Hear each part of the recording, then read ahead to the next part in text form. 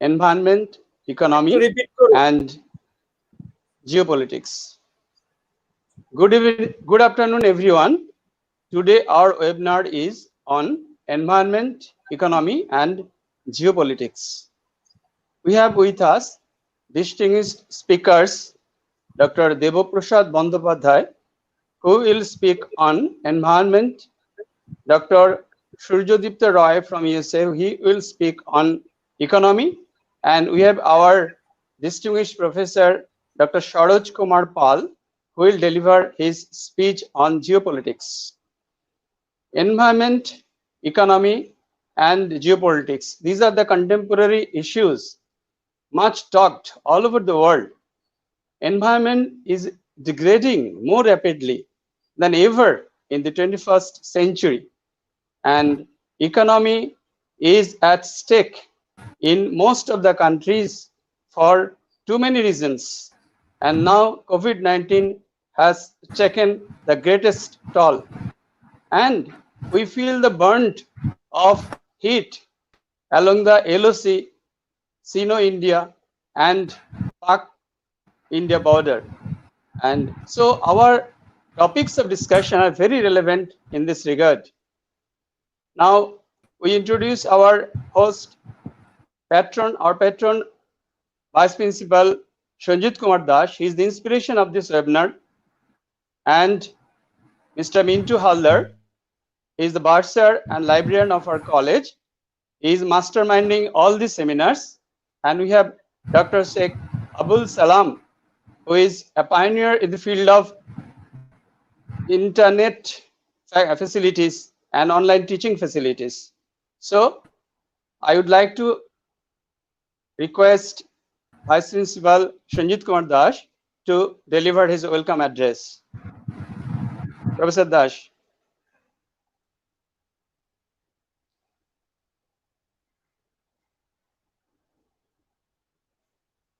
Dr. Das.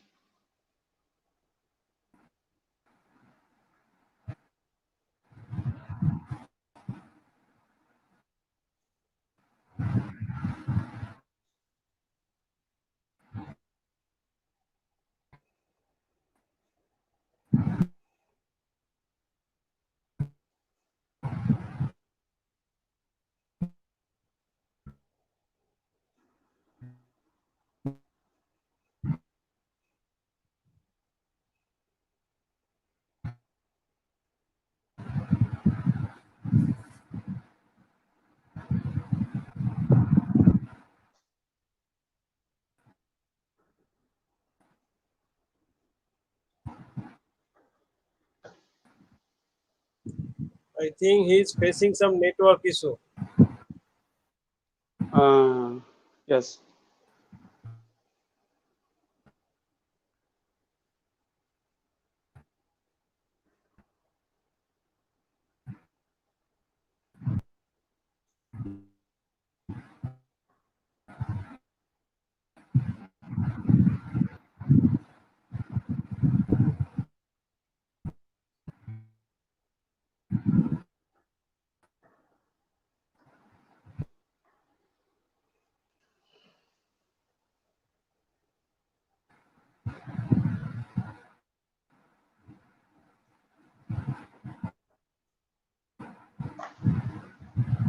Thank you, Dr. Shil.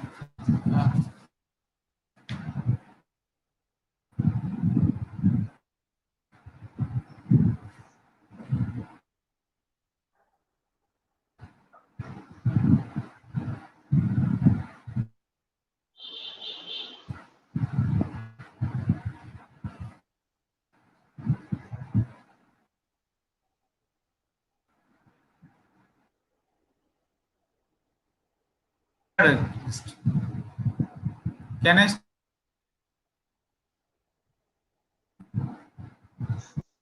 Dr. Salam? Yes, sir, your network is very slow.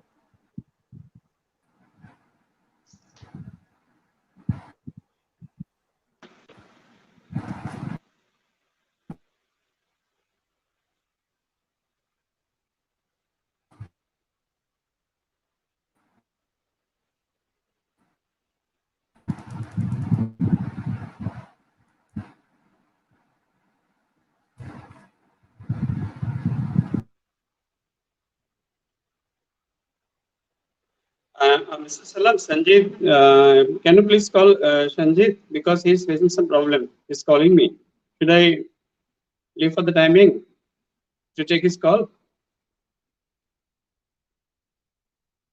Sanjit is facing some problem.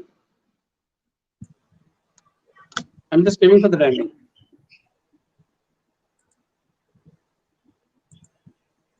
Uh,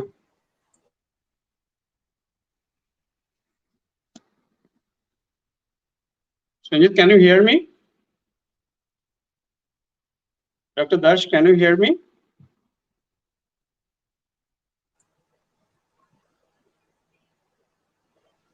I think you can proceed, sir.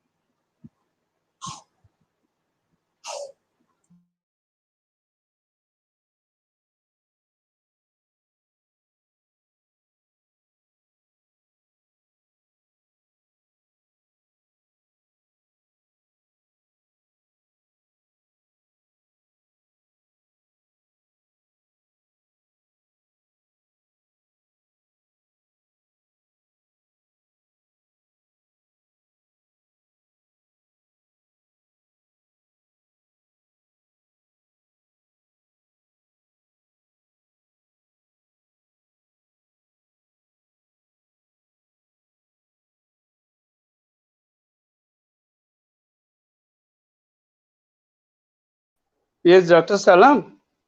Dr. Yes, Dash sir. is facing some network problem. He told me to just go ahead with the program.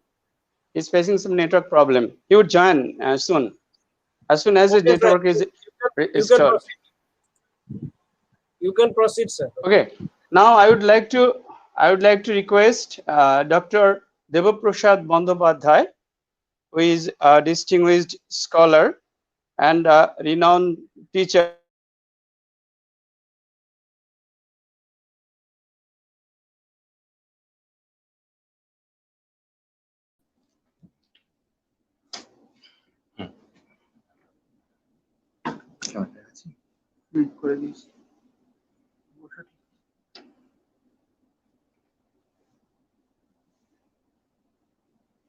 অজিতদা থেমে গেলেন কেন?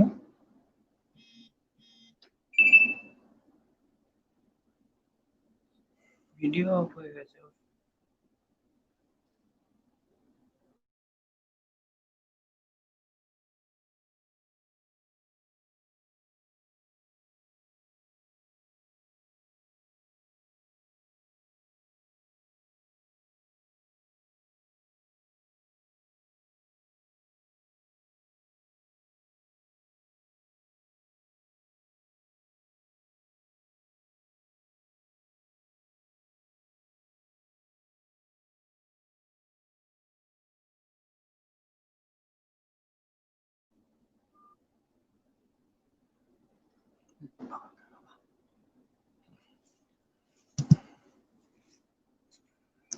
Thank you. Good afternoon.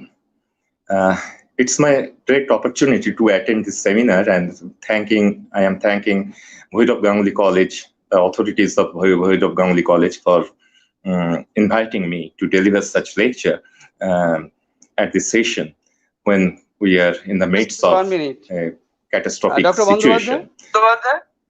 Yes. I'd like to introduce you first. Okay. Dr. Debaprasad Bandyopadhyay is the ex-professor, Linguistic Research Unit of Indian Statistical Institute, Kolkata, and he is also associated with St. Petersburg State University, and he is Filologica por la Cosa, USA, Mexico. He is associated with this institute also. He is a distinguished scholar, a renowned academician, and I would like to request him to start his delivery of lecture. Thank you. Dr. Bandyopadhyay. Dr. Bandyopadhyay.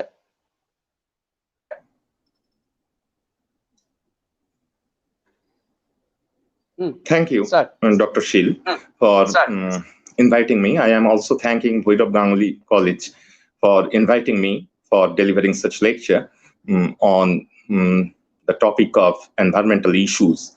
I have talking earlier on these issues several times in Bhairav Ganguly College and different platforms.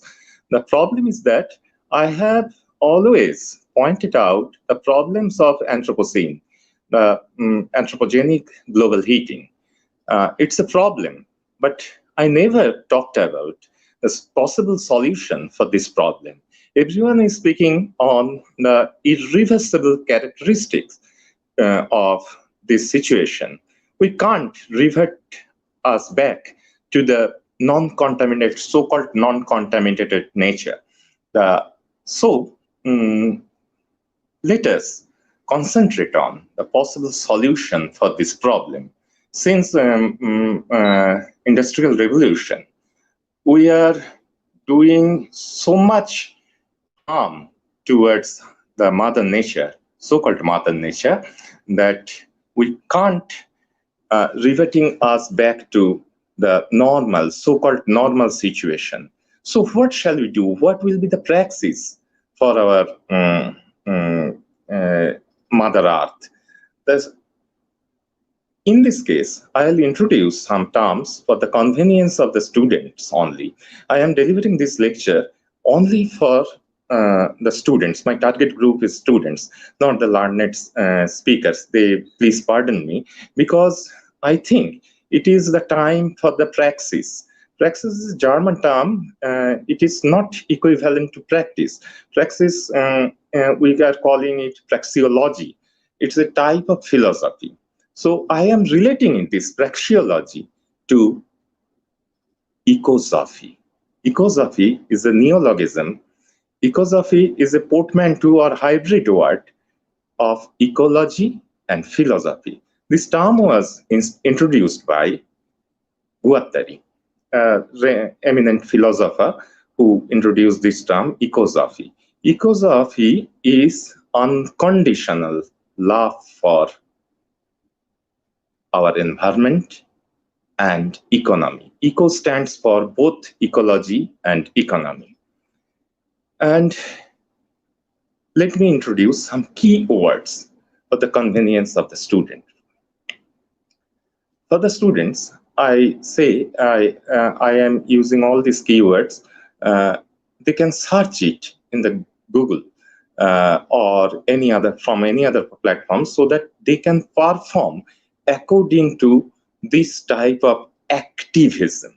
This activism started in 19th century by David Henry Thoreau, and this is called civil disobedience movement. It is non-violent in nature. It is just disobeying laws, legal rules by not paying tax and to the government which is clubbed with the merchants. We call it crony capitalism. These type of things, they are disobeying through their civil disobedience movement. And Henry David Thoreau's movement, it inspired Gandhiji's non-violent movement also.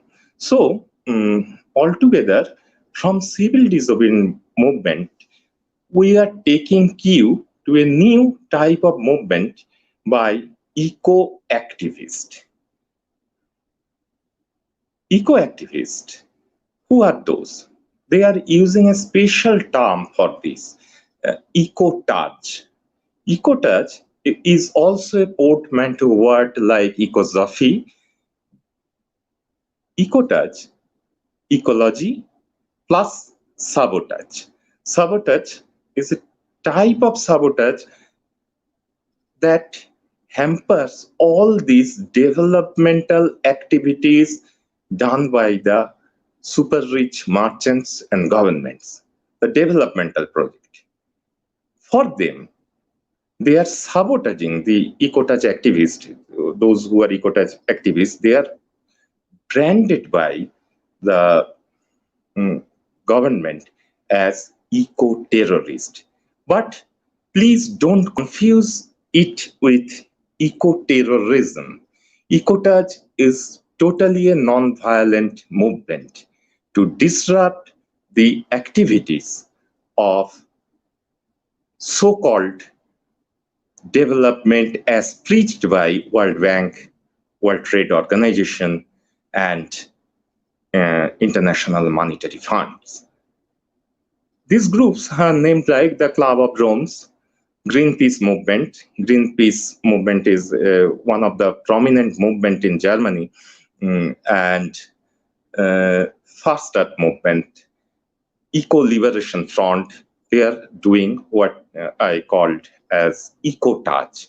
They are sabotaging the whole developmental project in different ways. For example, they are taking cue from Edward Abbey's book, 1975 book. It is called Monkey Wrench Gang. Monkey wrench. This term is also used associating it with eco-touch. For example, we are using a wrench for a machine, for transforming a machine, but they are using wrench as a metaphor to stop the machine. Instead of being a cog in the machine, they are using a cog to stop the machine. They are cutting the nets. They are putting the spikes within the tree so that the saw cannot penetrate or cut the tree. They are disrupting the boats which are hunting the whales in the sea. In this way, they are disrupting all the activities of so-called human intervention upon the nature.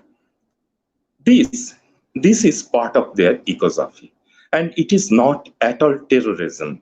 I am repeating again that it is not at all a terrorism. Instead, it is eco-defense.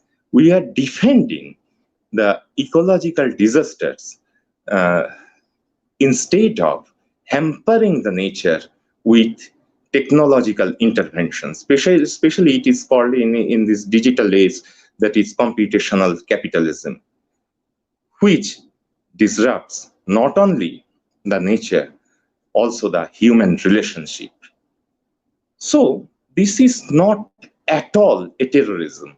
In fact, terrorist state is mirroring themselves or projecting themselves at the time when they are branding other as terrorist.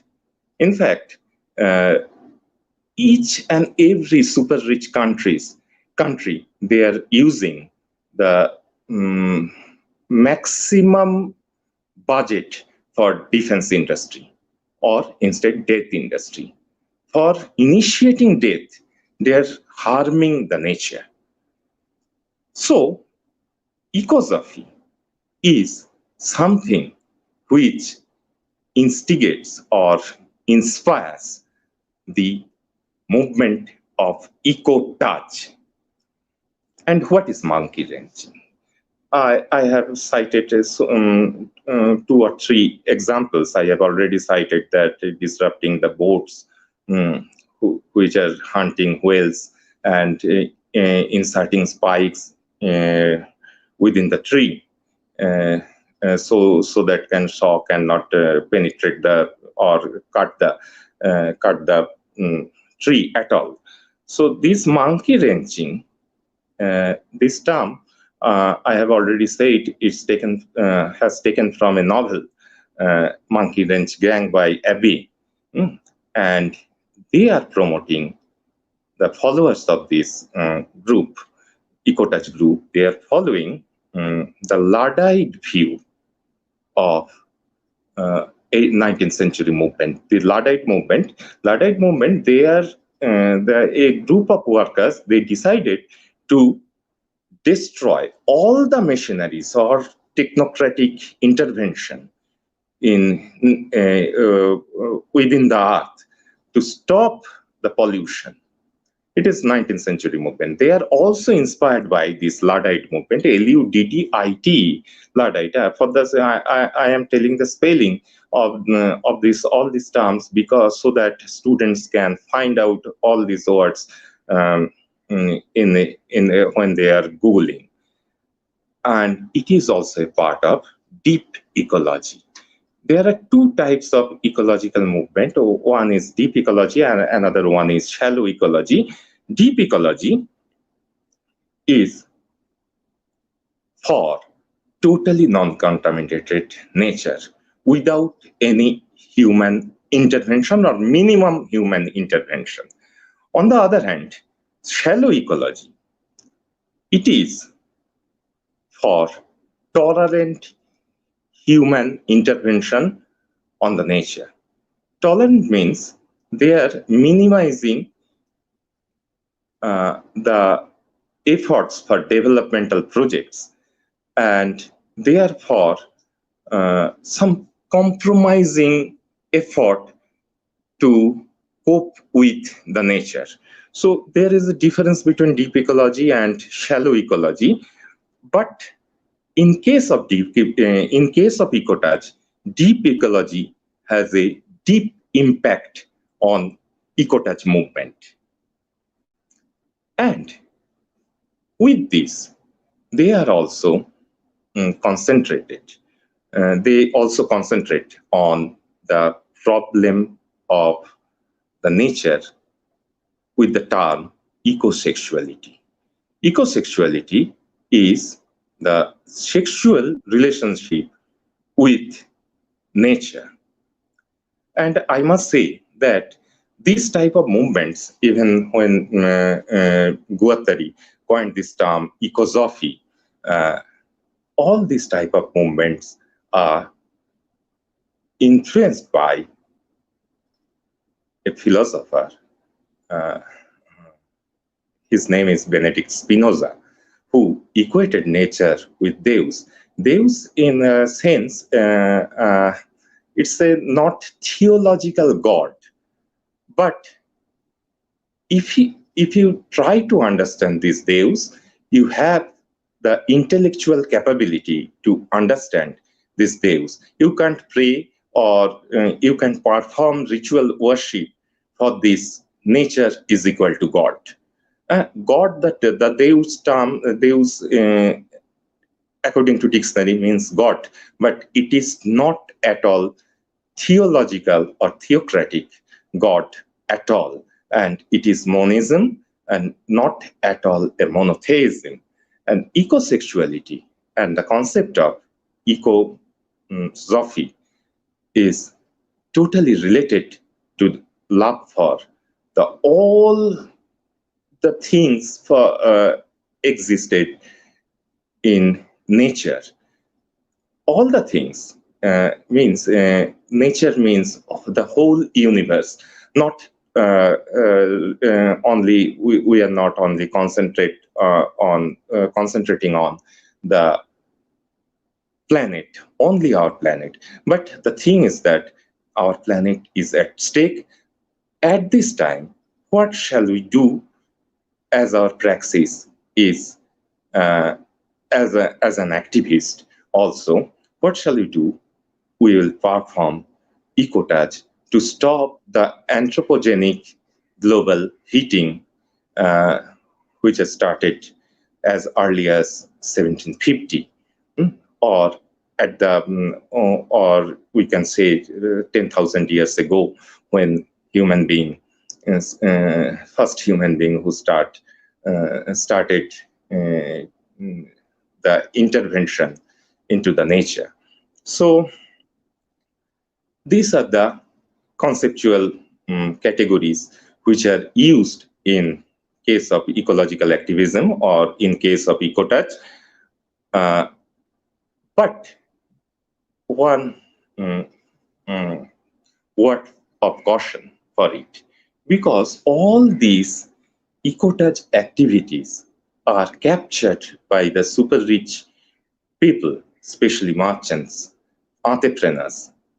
They are subsuming it, they are appropriating it and this type of movement by spending money signifier or sponsoring it.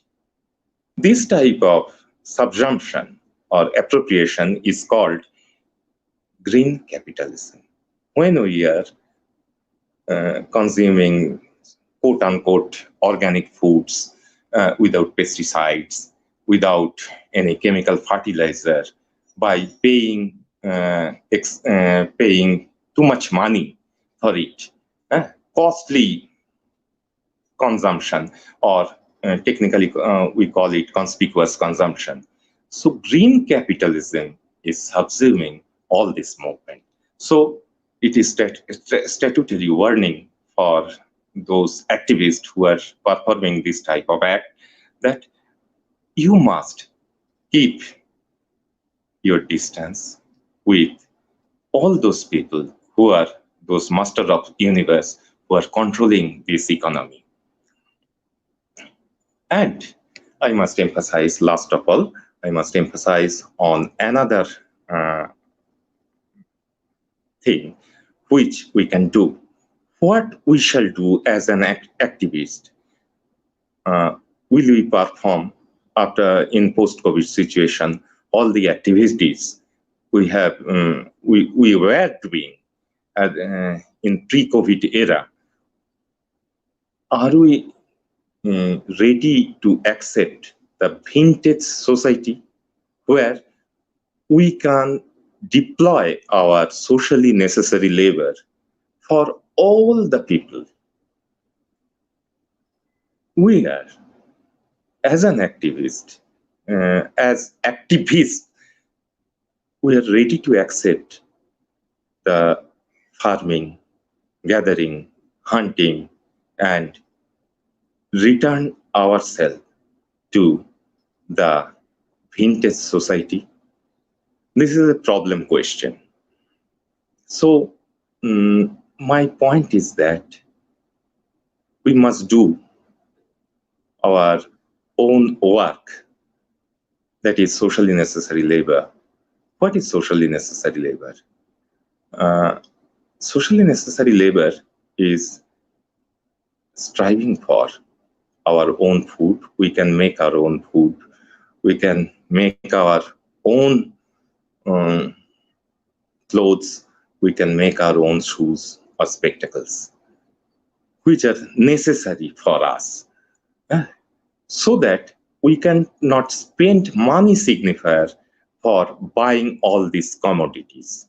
So stay a good social or physical distance from market economy.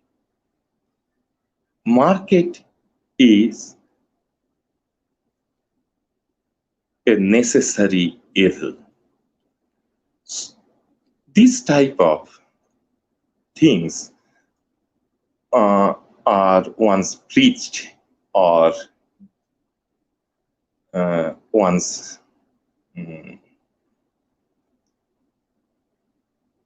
it was in India, especially, it was preached by Gandhi and Rabindranath also. It is self-reliant economy. Without depending on others' labor, we can do ourselves our own work. In case of professions like us, I must say that what shall I do? I am just reiterating Einstein in this case, that 100 times a day, I remind myself that my inner and outer life depends upon the labor of other men.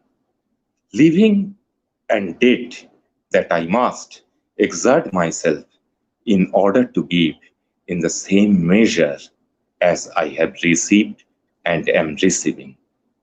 This is one type of ecosexuality. Sexuality, in a sense of, in Sanskrit term, I translated it as Sringar.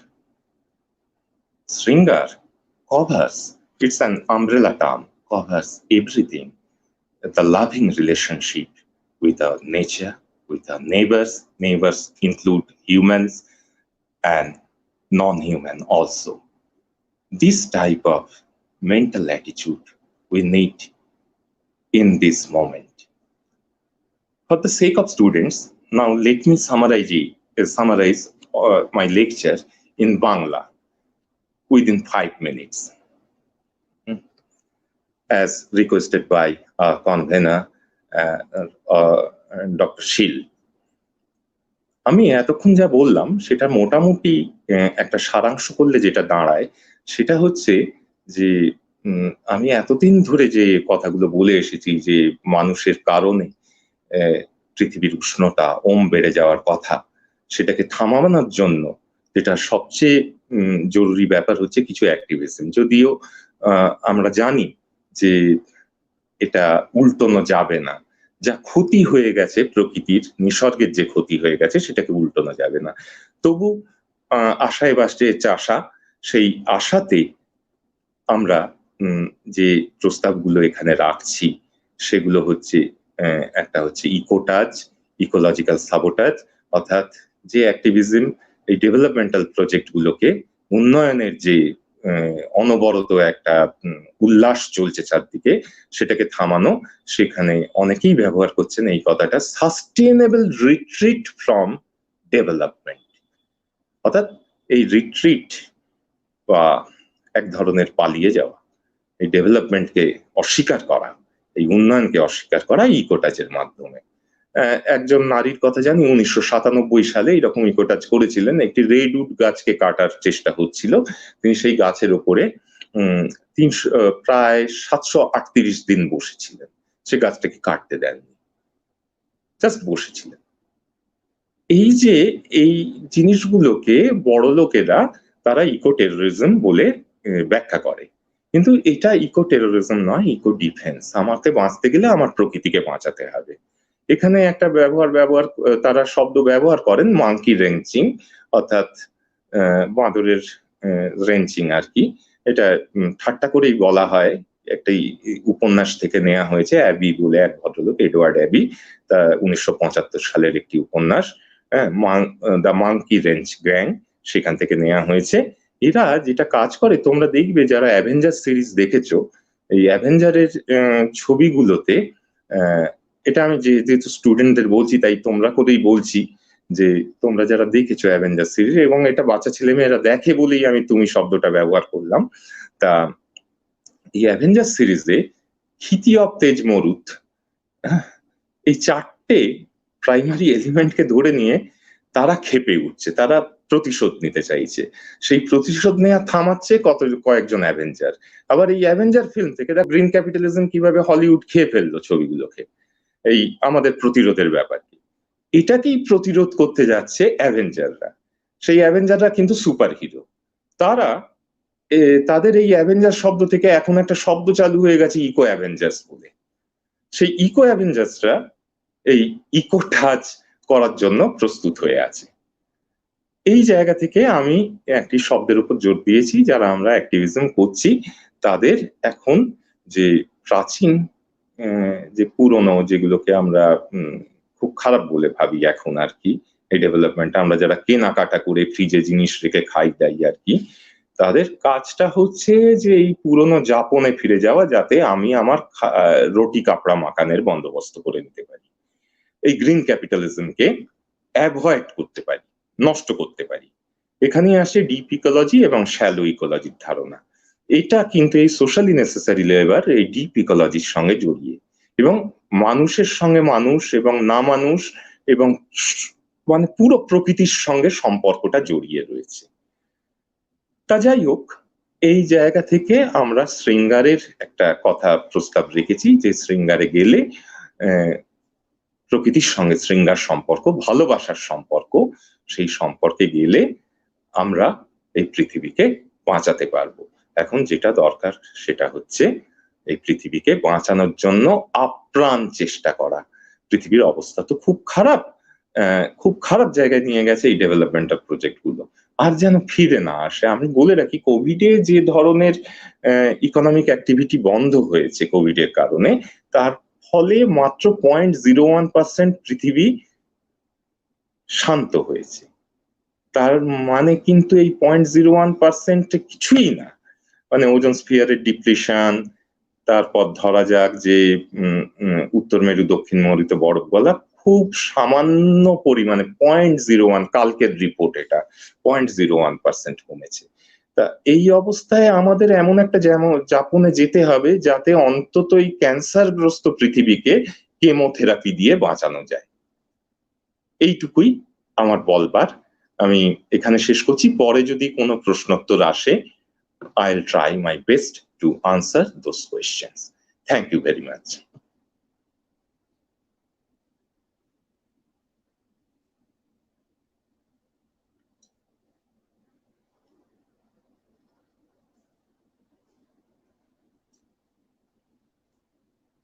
Mute.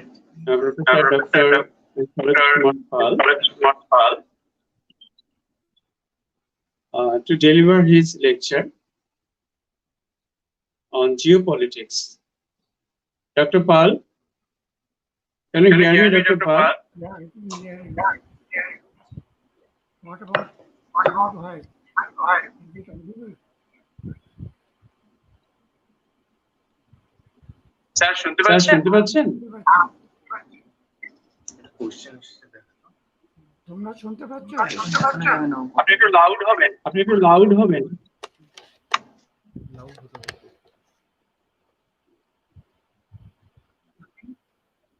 হ্যাঁ, আপনি start করুন sir. Professor Dr. Sharaj Kumar Pal is an emeritus professor of Delhi University, and he is a renowned geomorphologist, and he has authored his book on statistics, and is like our teacher, and he is now presenting on geopolitics. Dr. Pal, please start. actually,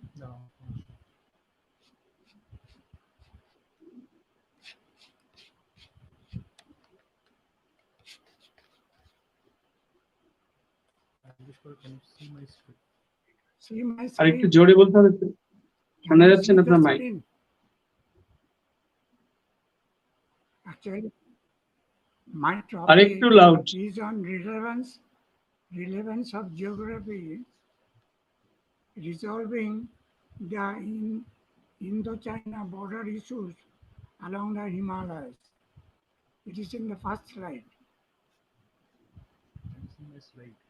Can you see my slide?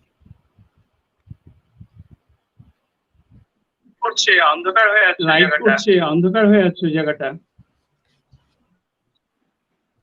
আলো চাই আপনার মুখে এবং স্টের উপরে।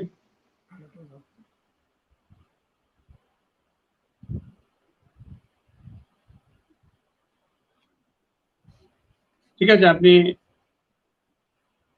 বলুন। Do you see my screen? Relevance. Yes, screen is coming. আসছে, screen আসছে sir. হ্যাঁ, এসেছে। You continue, sir. Topic is having its prologue. So I should say that why I bring the term geography in a sort of a political problem.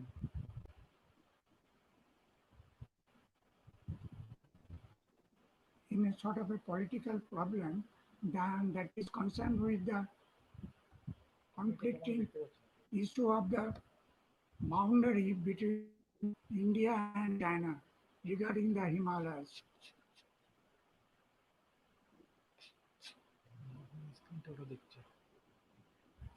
Next screen.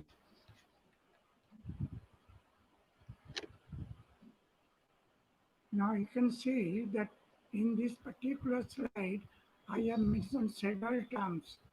When Professor Devi Prasad was talking about sustainability, I have added another more term, livability.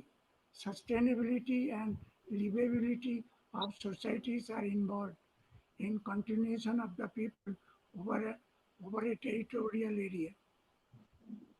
And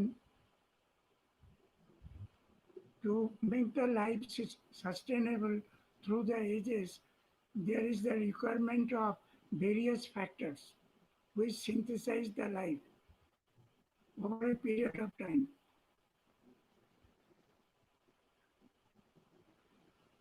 geography by its natural elements, when they are mixed with the social constructs, they build up a cultural landscape. And cultural landscape is being dominated by the economy. So that cultural landscape, when it is dominated by economy, there being a sort of a difference between the two countries.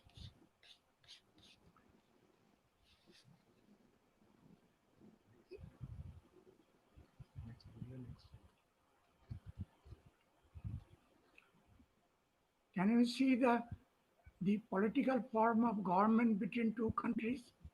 India's one is socialist, secular, democratic country. Socialist, secular, democratic country. Socialist হচ্ছে তোমার সামাজিক, secular হচ্ছে ধর্মনিরপেক্ষ, এবং Democratic হচ্ছে তোমার গণতান্ত্রিক, against A sort of a socialist totalitarian form of governance.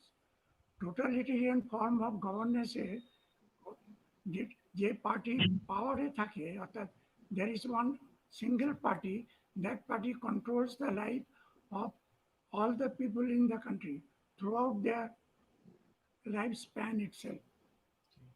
Change the slide. Can you see this slide? This is about our frontiers on the north. I started with south. India is having a sort of a unique planar position with respect to Indian Ocean. I cannot see the map of India in the background of Indian Ocean, but if you see the hydrographic picture, you can really see how centralized India's location is with respect to Indian Ocean. And same is true about our frontier in the north. In frontier in the north, we are having the Himalayas, and it is covering our north and northeastern frontier, not the northwestern frontier because of the Pakistan at the time.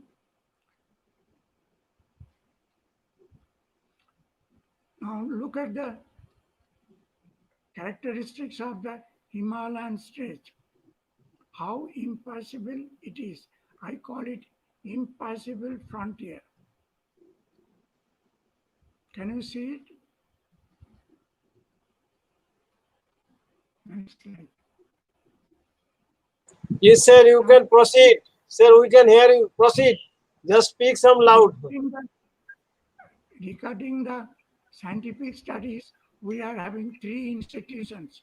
On the left, it is Survey of India for mapping the country. In the center, it is Geological Survey of India. And in the right, we are having the Meteorological Department of India.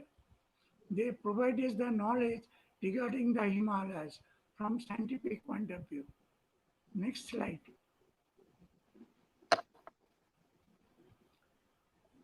You can see here that how India is benefited by the southern position of with respect to the Himalayas. You can see the network of the river systems, and all these river systems are being fed by the water sets in the high Himalayas. I will come to that context now. Next slide. This Himalaya is having another point of view, that is the meteorological point of view. This meteorological point of view is a gift to the country in the sense that we are known as the monsoonal country. We get the good amount of rainfall out of the monsoons. And this monsoon fits the southern slopes of the Himalayas. And that is translated in terms of as many as 19 river networks. Next slide.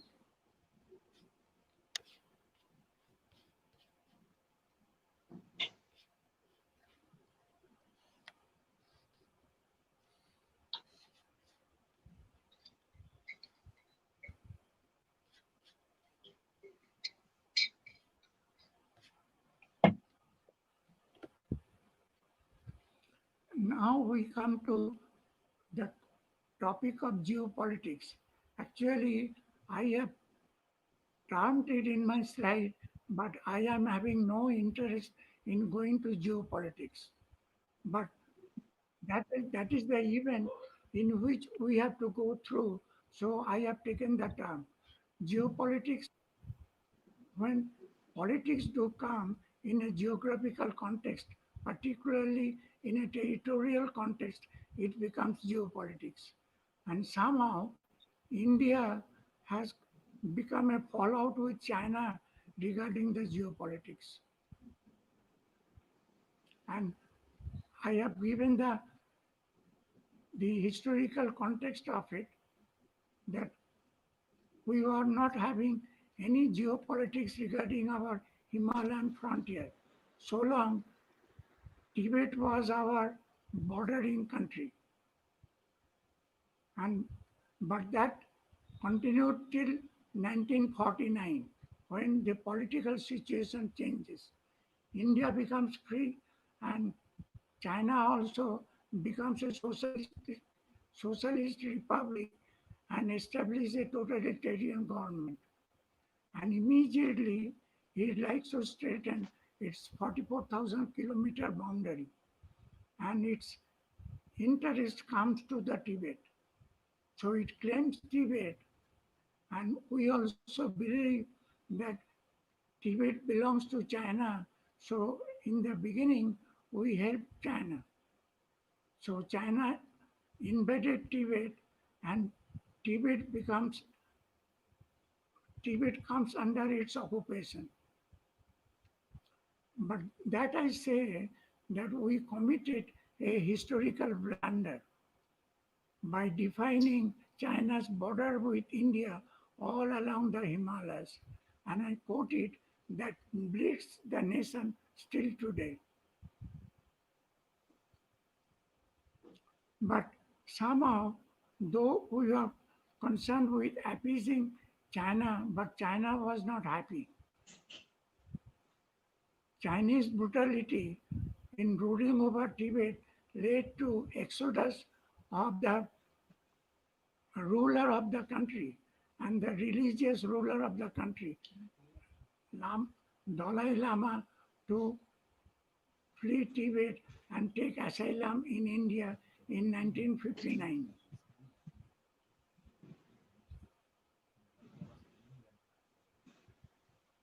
Next. You see the map here. The map will give you the present position along the Indian frontier. If you start with the northwest, you see part of it is under the occupation of Pakistan. Then on the right side, where there is a yellow patch, that is known as Aksai Chin, and that was being territorially occupied by China since 1952. And then in 1962, the new drama took place when China claimed that Arunachal province is their southern Tibet, and they invaded Arunachal province, and they came down as far south to Tezpur. And in this eastern sector, there is a territorial boundary that is known as McMahon Line. That is the legal boundary between India and its northern country. But that territorial legality was being ignored by China, because China said that Arunachal province is part of their southern Tibet. Next slide. Then I come to the present context, the line of actual control. Line of actual control is abbreviated as LOAC. Now we are all familiar with LOAC.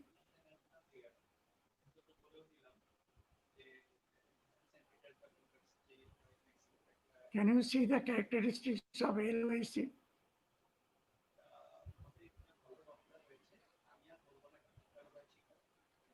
This LOAC is not the line created by our survey of India. It is created politically by Zhou Enlai and which was done in 1958 that continues till today. And that may be continuing until unless we go by geographical characteristics, which is my point of attention. Next.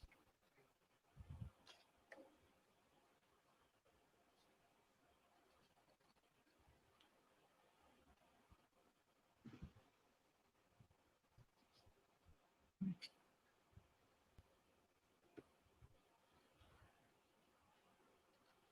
Do you see the map on the right hand side?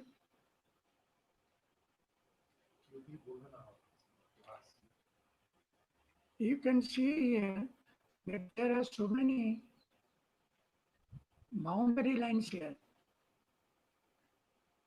One is the boundary line known as LOC, line of control, which is between Pakistan and present state of, not the state, but the territory of Ladakh and Jammu and Kashmir.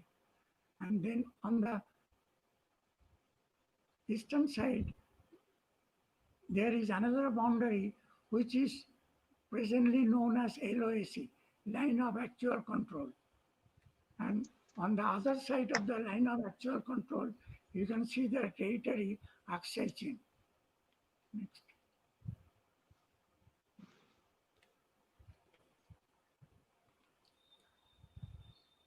This is the main context of my topic. So far, I have given you the historical details, but I have not mentioned what I like to say. This is assessment of our topographic map.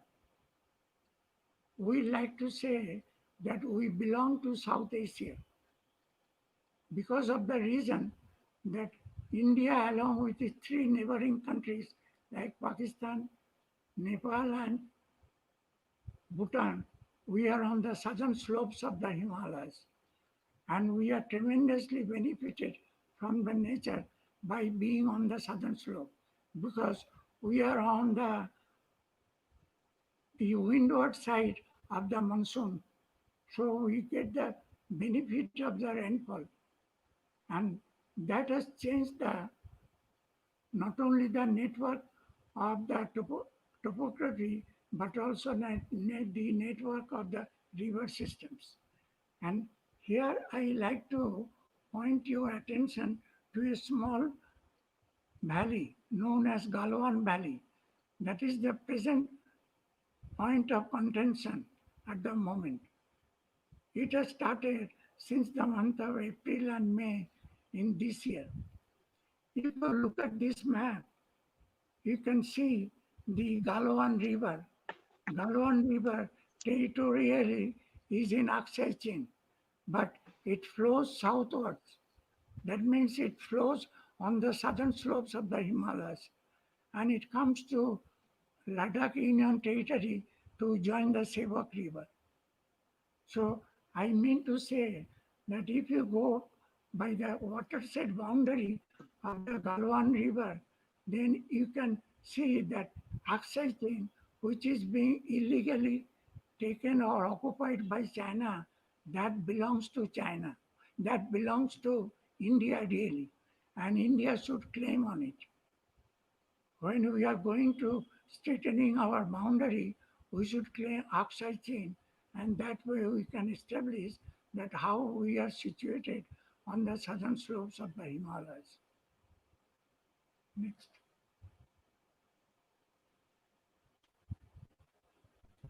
And finally, this one is the topic, geography matters.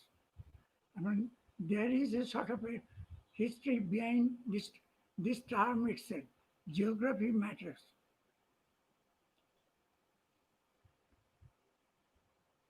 Geography matters in which way? Not politically, but by its geographical characteristics that we, the countries of South Asia, we all belong to the southern slopes of the Himalayas, and that way we are deep, we are separate from rest of Asia. So the southern slopes of the Himalayas should be delineated, and in that way we can say that the solution of the present boundary problem lies not anywhere but on geography itself, and that can be done if we go by the watershed principle. I should say about the context of this particular term, why I finally say geography matters. Sometime back in the month of June, I came across a topic from Hindu, a, a newspaper of, in South India, which says that geography, India should write on geography. India should write on geography. I don't know the context, but the author there emphasized on, on geography.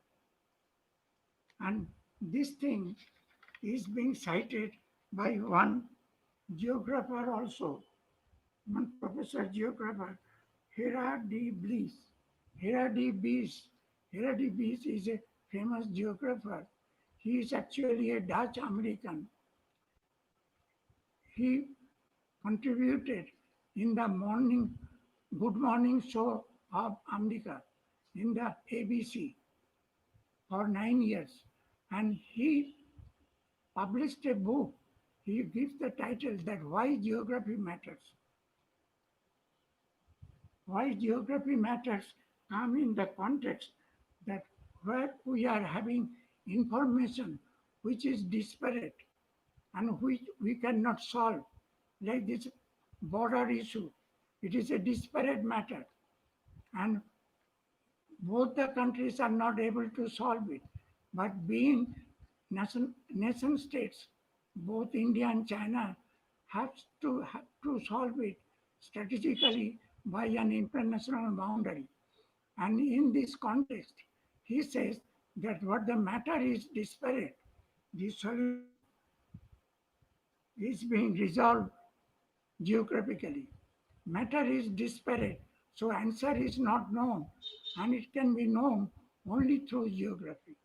So he says that yes, geography matters. Those who are interested in geography, they should see this book by this Dutch American. His name is Harm Do Bies. Harm Do Bies. Herm Harm Deedbiij. Bies. He published the book Why Geography Matters. And he says that when the information is disparate, we cannot resolve the answer. Then unanswered matter gets answered through geography. And that's why geography matters. And in this context, I say that the present century belongs to Asia. Present century, present century means 21st century. Like the previous century, 20th century belonged to America, and then 19th century and 18th century belonged to Europe. So this present century, 21st century, belonged to Asia. And since it belonged to Asia, Asia is having a population of 7 billion. And population of 7 billion. And then these two sovereign countries, India and China, if they go by maturing and progressive relationship without getting themselves involved in this petty issue of the boundary, then they can do a lot, not only in developing themselves, but also in joining that Asian century. The 21st century is the Asian century.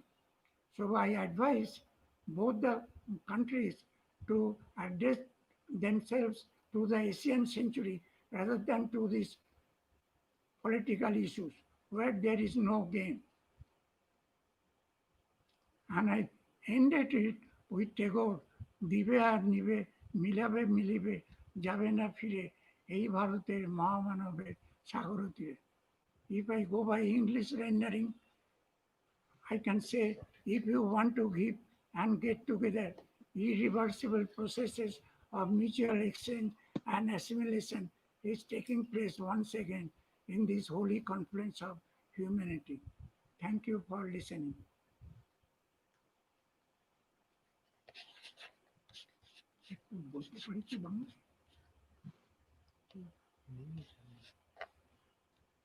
Thank you, Dr. Paul, for discussion of this very important topic so lucidly.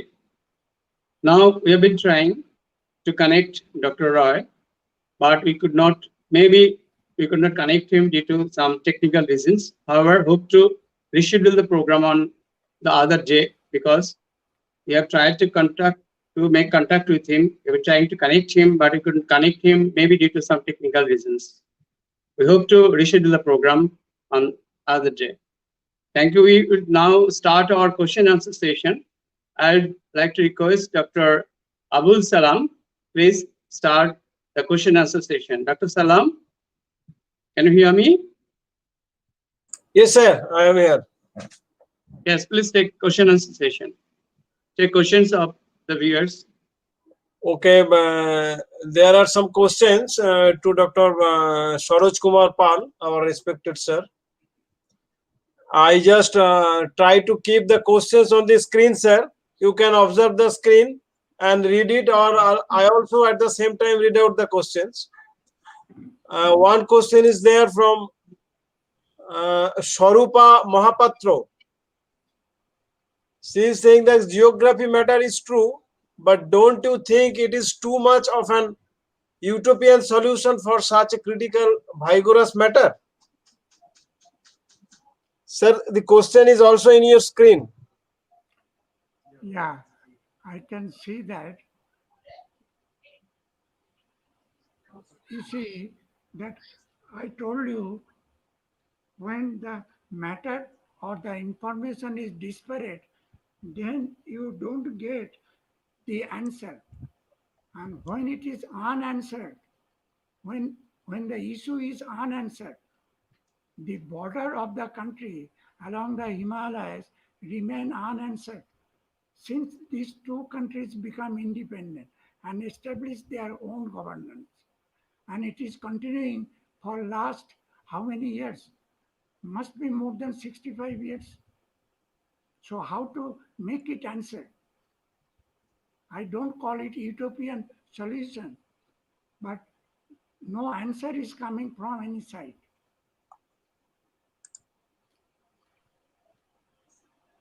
Okay, thank you very much, sir. There is another question to you from Momita Kormukar.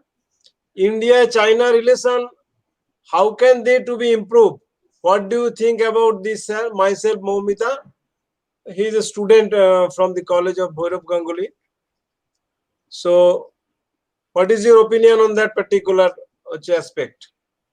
Actually, these two countries belong to the ancient civilizations. They are having their cultural links and they are neighbors also. These two countries together, they contain what percentage of world's population and world's economy. India's economy comes to 3 trillion and China's economy comes to 13 trillion. And that together, there is an estimate by Asian Development Bank that India with China contains more than 50% of the world's economy. So if they go a sort of cordial relationship and then not build up themselves as well as the Asian country itself, Asian continent itself, to say that this century belongs to Asia. Okay, thank you very much, sir. There is another question from Gaurav Mondol. He want to know that LOC is line of control, which boundary between India and Pakistan and LOAC is line of actual control, which is boundary between India and China? LOAC is the boundary between India and China. This is being imposed by China. Otherwise, on the eastern sector, we are having a legal boundary known as McMahon Line for around 800 kilometers.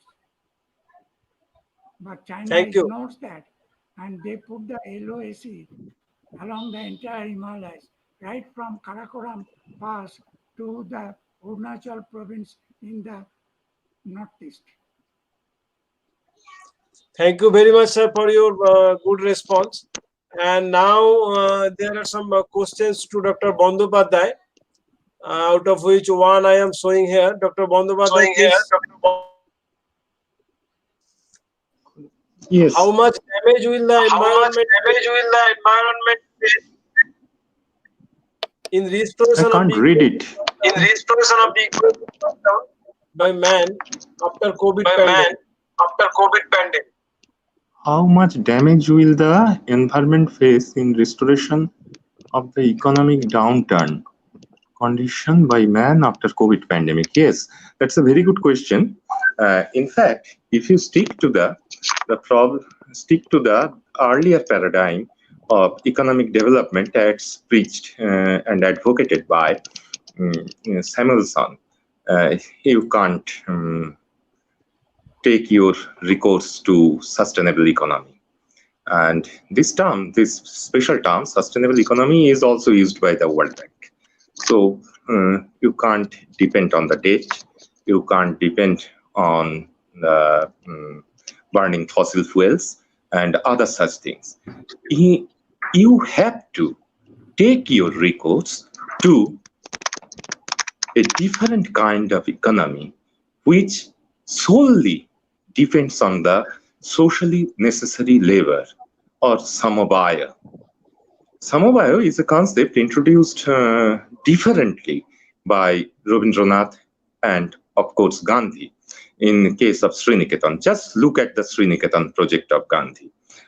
This type of Rabindranath, sorry, I beg your pardon, and just look at them. How do they, both Rabindranath and Gandhi, they introduce a different kind of economy, self-reliant economy. Rabindranath used a special term, Atmasakti, in Bangla. This Atmasakti or Atmasakti can't be sustainable by taking loans from the big agencies like WB, IMF, or WTO. You can't sustain your economy.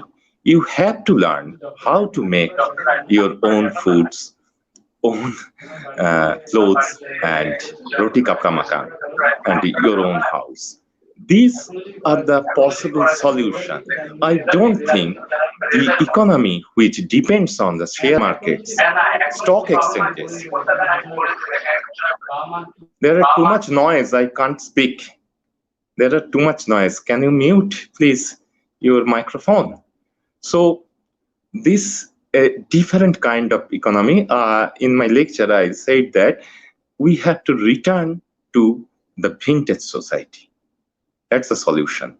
You can't follow this type of paradigm, taking loans and striving after the developmental paradigm as preached by WB. This is my view on post-pandemic situation. Okay, thank you, sir. Another question on your screen, sir. Yes. Is it possible that society's view will change about our nature after taking lots of program, seminar, miking, etc.? I don't think so. I don't think so. The full-fledged activism we need with intellectual understanding of the situation. So these ritualistic seminars, conference, miking, the indoctrinating machines, propaganda machines, I do not subscribing Goebbelsian process of indoctrinating some type of practice. It is better to have a discussion without manipulation, without indoctrination, a dialogue without manipulation. And I am emphasizing on dialogue constitutive universal. Only dialogue can solve this problem. In case of seminar, it is like a one-way traffic. We need bi-way traffic or n-way traffic. N means infinity. Infinite way of traffic, establishing dialogue without coercion, without manipulation. This is actual seminar. We found it in Socratic dialogues also. The method of dialogue without manipulation.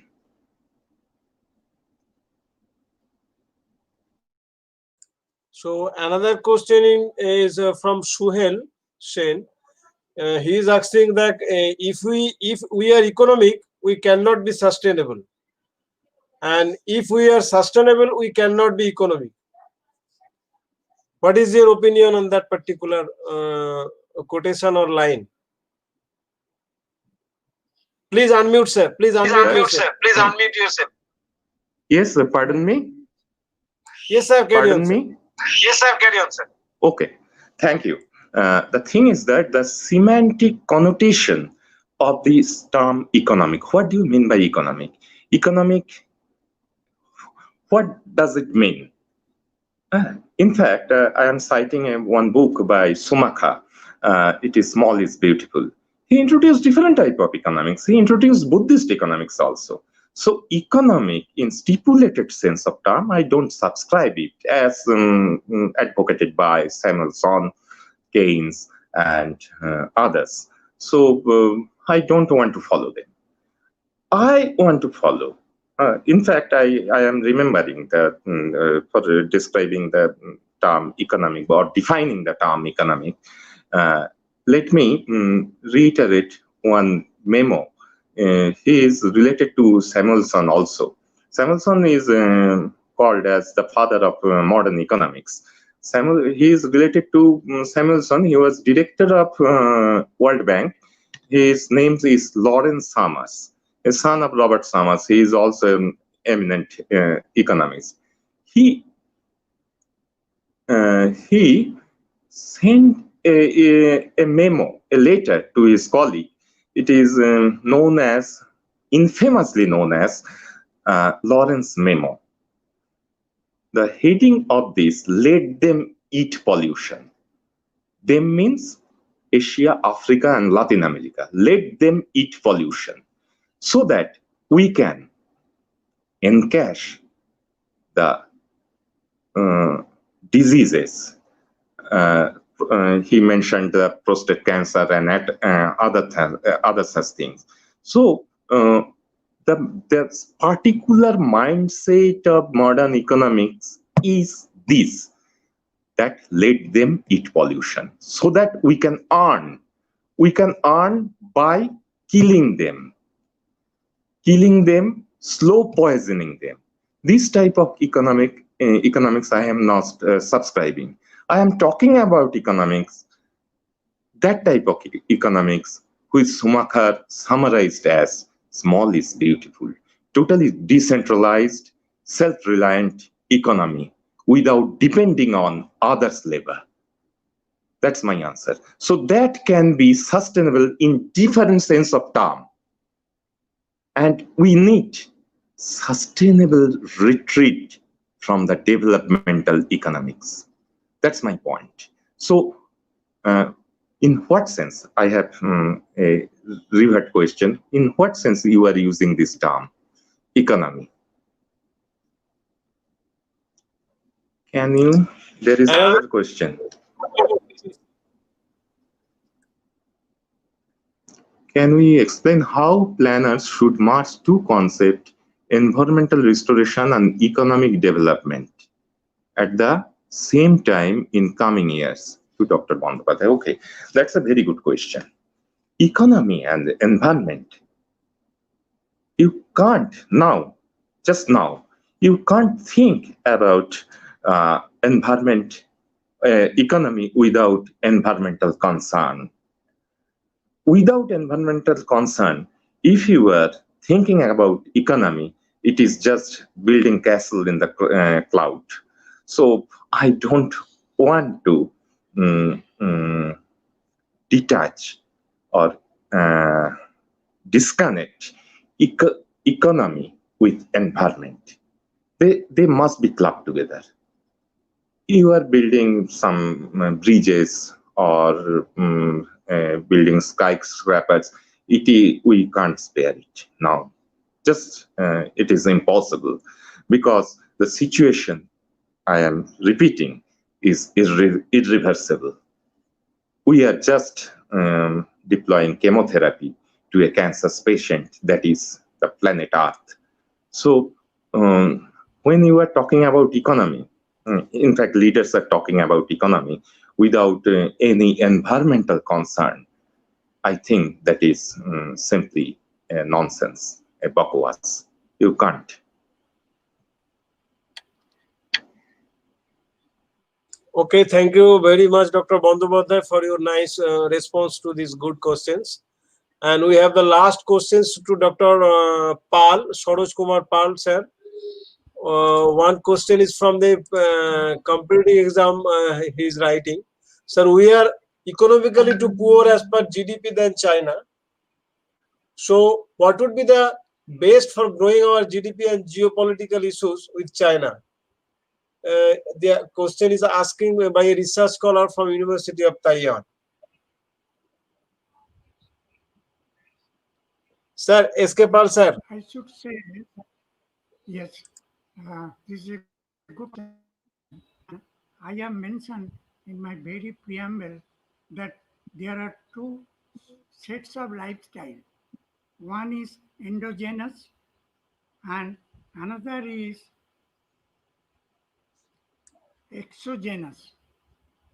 If you are endogenous, if you follow the endogenous lifestyle, then you maintain your sustainability and livability better than the exogenous lifestyle, because endogeneity gives you a sort of a permanent character along the over the ages, whereas exogenous thing cannot give the permanent character.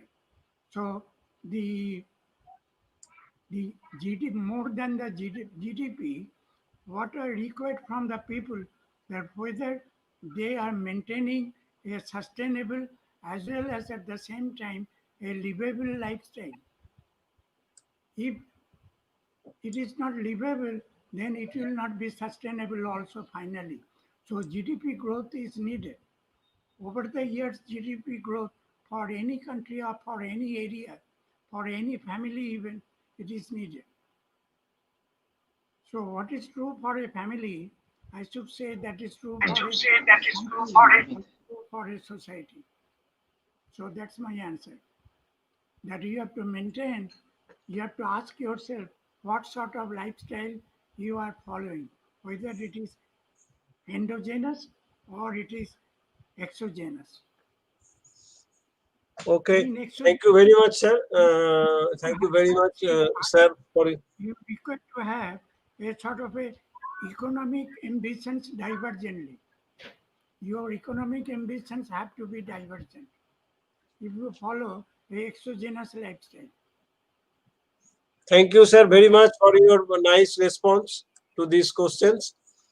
And now we will move to Dr. Bandyopadhyay again for another question. Kobita Korpika. Sir, please carry on.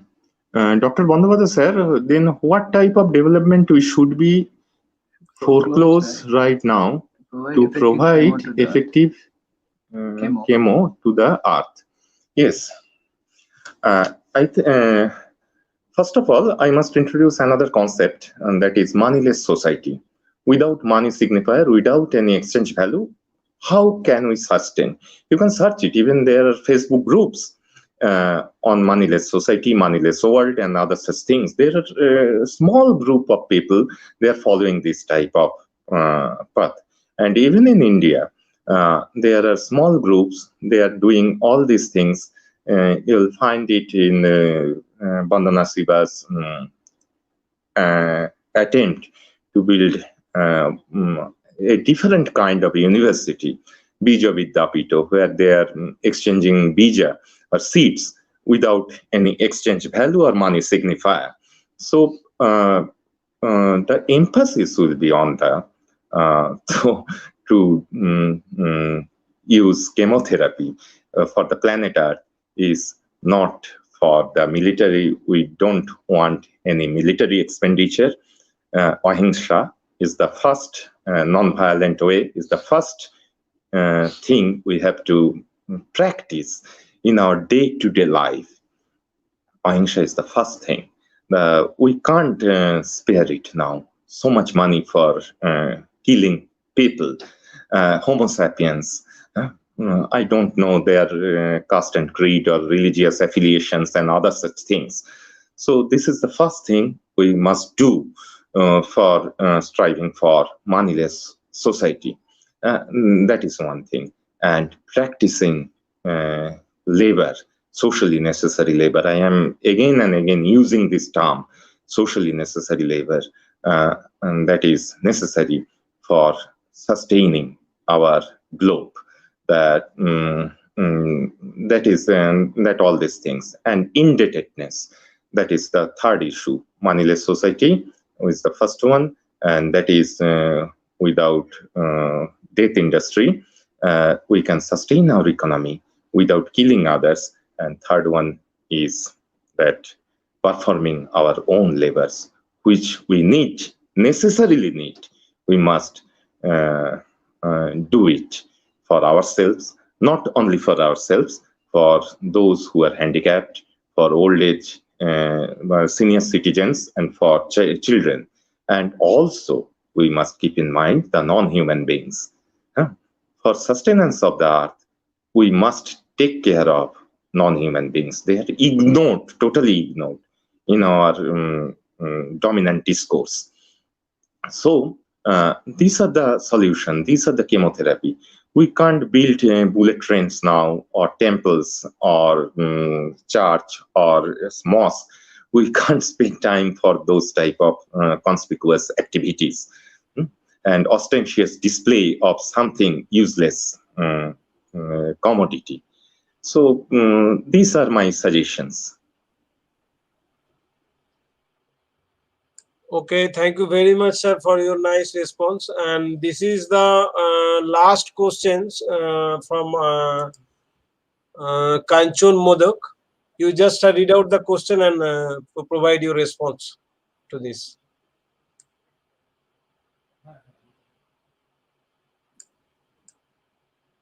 Of environmental issue is useful in economy. If you use endogenetic knowledge to increase our sustainable environment, is it possible? What is your view? Is it addressed to me or the other speaker? Is it addressed to me? Maybe to Dr. Pal. I think so. So we can go to Dr. Pal for this question. Sir, is it endogenic knowledge of environment is useful in economy? If we use endogenetic knowledge to increase our sustainable environment, is it possible, sir? What is your view? Endogenetic, I have not applied in context of environment, knowledge of environment. I applied to the lifestyle of the people. Like our lifestyle of the people before the Europeans is taken as the Oriental lifestyle. That is a endogenetic lifestyle.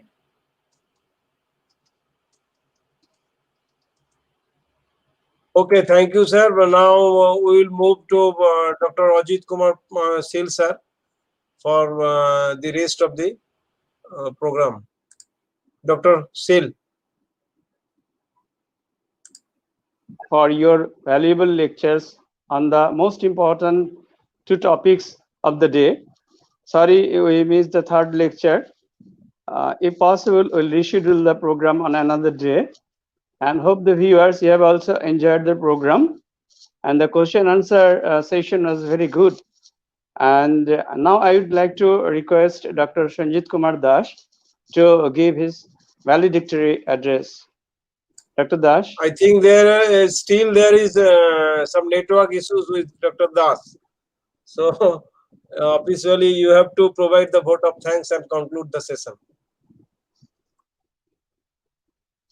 I'd like to express my deep sense of gratitude to the speakers, Dr. Debaprasad Bandyopadhyay and Professor Dr. Sharaj Kumar Pal for their presence and their valuable lectures. We have been enlightened so much by your lectures, sir.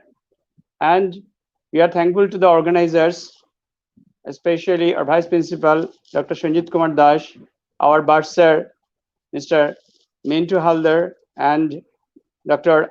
Abul Salam for organizing this valuable event. And we are thankful to my colleagues in the department and in the college for their active participation in the program. And most of all, we are thankful to you, all the viewers, for your participation in the program. Hope you will always be with us in such programs. There is huge response. More than 1,000 participants are there in this webinar, and this has inspired us to produce a series of lectures if possible, and along with the third lecture that we missed today, we'll of course try to produce that in near future. And of course, we'll connect all those participants who are today with us. Thank you so much. Thank you everyone. And সবাই ভালো থাকবেন।